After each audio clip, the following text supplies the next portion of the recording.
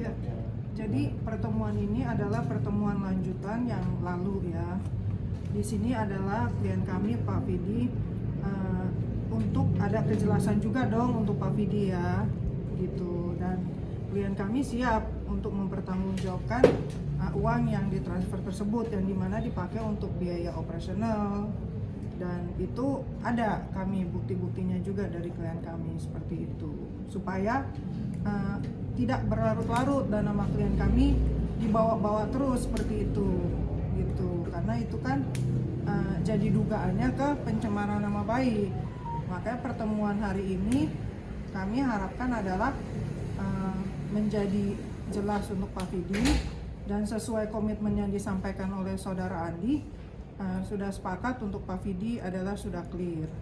Jadi tidak akan didatangi lagi tempat kediaman klien kami seperti itu. Kalau untuk lanjutan langkah mereka selanjutnya itu urusan dari mereka seperti itu.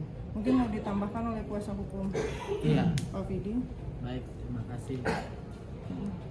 Tadi pertemuan itu sangat disayangkan ketika kami ingin menjelaskan mengenai klarifikasi Pak Vidi terkait ini, tapi Pak Sanjunya berkeberatan, sehingga dokumen-dokumen, data-data yang kami punya tidak sempat untuk kami bacakan karena Pak Sanjunya keberatan untuk kami jelaskan.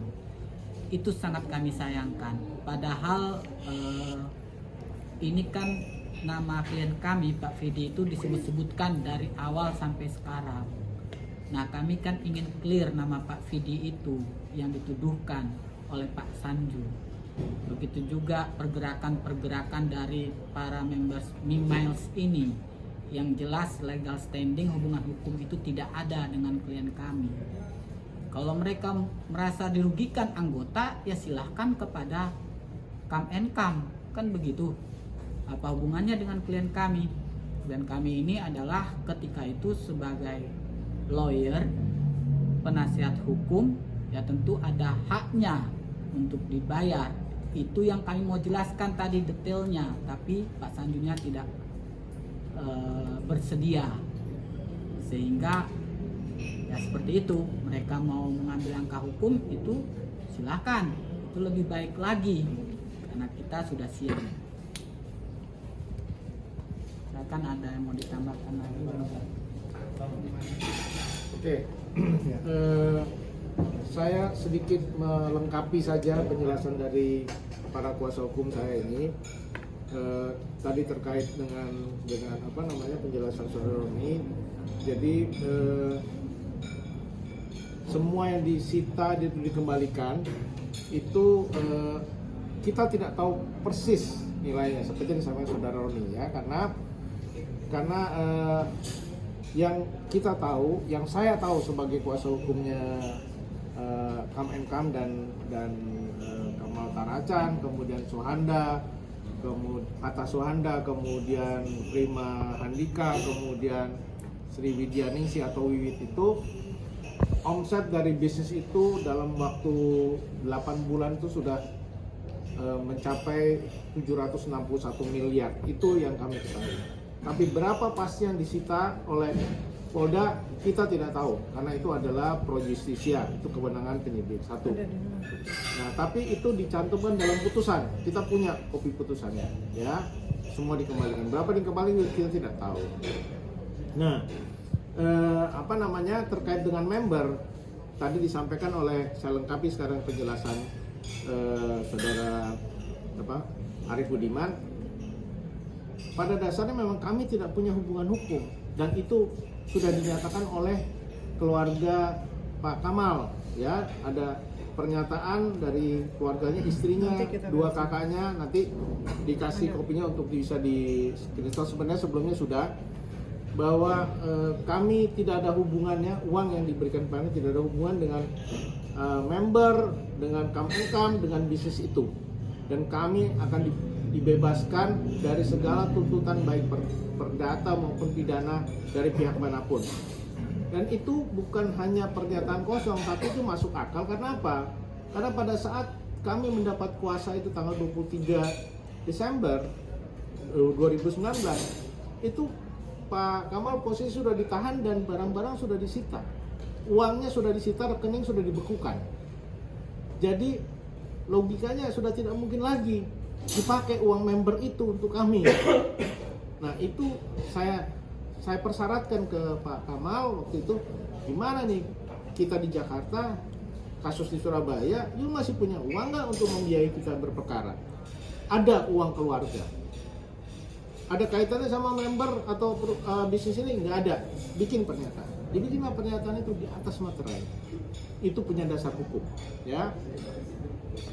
Itu penjelasannya. Kemudian mengenai tadi dibawa-bawa terus, betul. Penjelasannya adalah saya punya kuasa tersendiri. Profesor Elsa Sari punya kuasa tersendiri. Belakangan katanya saudara Farhad, saya malah nggak pernah tahu itu, karena itu katanya, ya, saya nggak pernah bisa komentar. Dan saya, Prof Elsa itu ditransfer sendiri-sendiri, ya. Dan yang ditransfer ke saya sudah saya pertanggungjawabkan. Tadi disampaikan oleh kuasa hukum saya Ibu Dwi Novianti untuk biaya operasional. Apa itu biaya operasional? Menjalankan perkara bolak-balik sana, bahkan kita punya bukti keluarganya atau istrinya Pak Kamal itu pinjam uang 2 miliar karena sudah habis uang, kita pinjamkan dari uang itu juga 2 miliar, sekitar 2 miliar. Kemudian untuk bayar anaknya sekolah, listriknya dan kehidupan sehari-hari, itu penjelasannya.